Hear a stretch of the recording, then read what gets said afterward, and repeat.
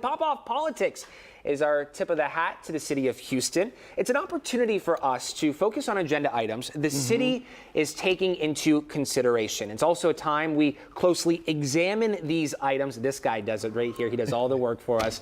And this is important because this is your money going to pay our bills. KPRC 2 investigator Mario Diaz covers the city of Houston issues that pop up extensively. You're joining us now. Thank you, sir, for coming in Good morning, morning. dear. How you doing? So far, so good. Good. I feel like it's flying by this day. It is, and you know, so is this summer and city agendas. Yeah. This week, okay, we're going to be looking at an agenda item that's connected to a project that we have exposed here in the past and that we continue to talk about, okay? I'm going to tell you about the Houston airport system and the construction of the Mickey Leland International Terminal redevelopment project. It's a mouthful. Yes, it is. It's also known as iTrip.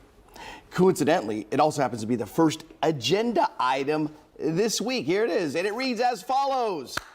Recommendation from the Director of Houston Airport System for approval of final contract in the amount of $18.2 million for the construction of the Project Management Office. Now, this agenda item states Pepper Lawson Waterworks LLC as the company that's part of this. And now, why is this intriguing, okay? Because if you recall, we highlighted the fact that the city paid millions of dollars for a project management building for the now $1.3 billion redevelopment project of the International Terminal. Now, this building was specifically built for the project, okay? But when the project was completed, they couldn't operate it properly because there was no water coming into the building. They never did a proper inspection.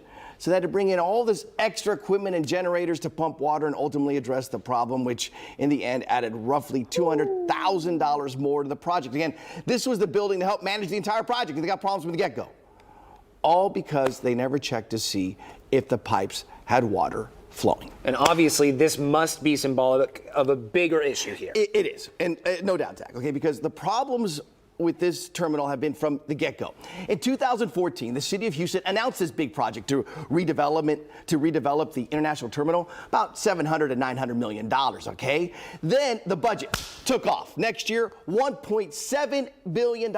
We've reported on this. You can go to click2houston.com, see it in KPRC 2 Investigates. We've done tons on this, okay? We also showed how it later came down to $1.2 billion, only to go up, boom, to $1.3 billion. It's going up and down, but lots of dollars. Massive cost overruns, according to the city controller, flawed designs, and then ultimately, what did they do? Tore it up. They tore up the plans.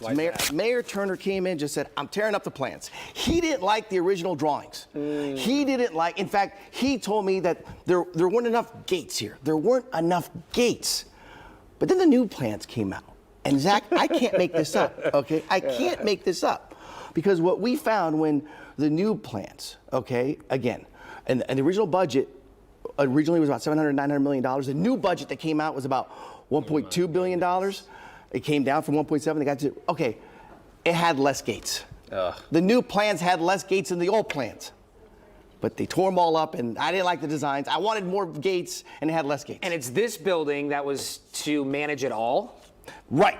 So in getting back to this approval for this week for the $200,000 extra. We're going back. Right. That's because of the pipes that were in this building that they never actually checked to make sure that there was water going into this building. Again, this was the building to help manage everything. And, you know, I've spoken with people at other airports, okay, and I had executives at this airport wondering, hey, what the heck's going on? Do we have the right people building out these terminals?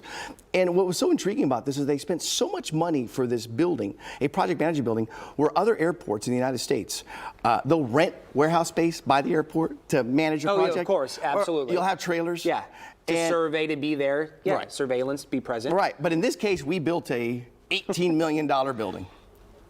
When was this original project expected to be complete? Well, okay, they launched it in 2014. 2014, so almost 10 years ago. Well, they announced it. They put the shovels in the ground, they flipped the dirt around. Plan was around 2015. And it didn't happen. Now, it was supposed to be completed around 2020-ish. That's what they were talking about. Now, they're looking at 2024. But let me put this into perspective. Okay, we're Houston. We can build things quick here, right?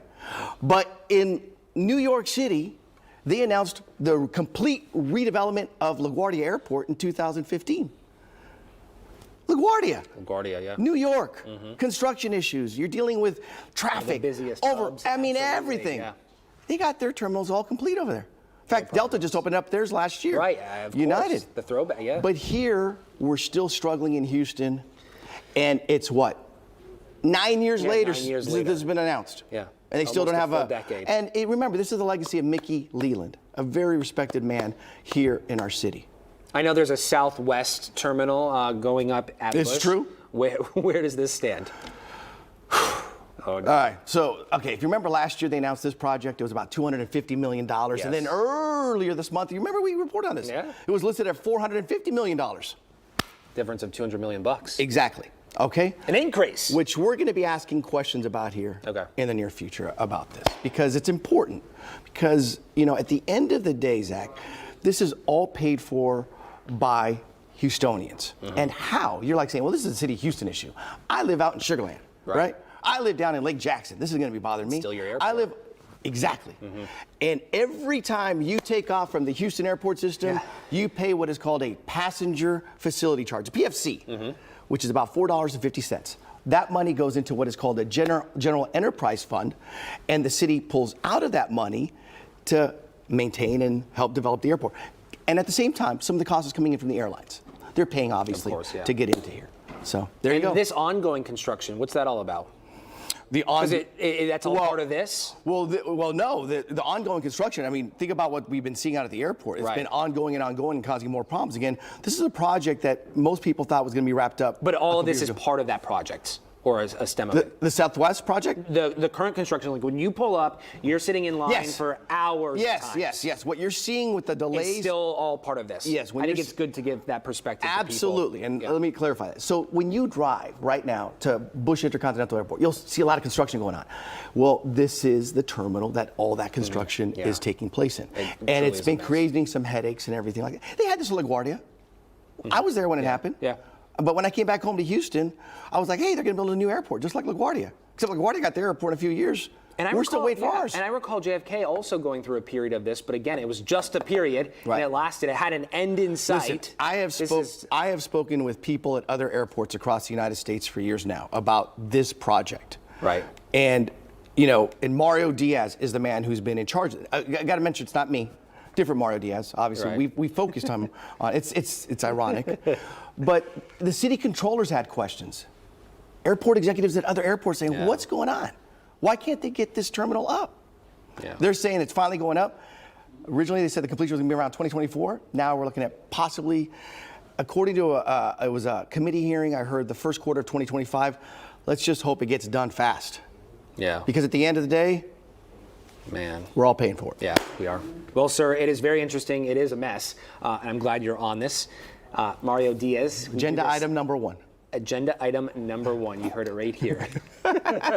Mario Diaz is here every Tuesday talking about these sort of things and pop-off politics. If there is something about City of Houston tax dollars that you are concerned with, you have questions on, contact this guy, Mario Diaz, at mdiaz@kprc.com. It's real He'd simple. love to hear from you. Yes, it's it real is. simple. mdiaz at kprc.com. Thank you, sir. Always appreciate it.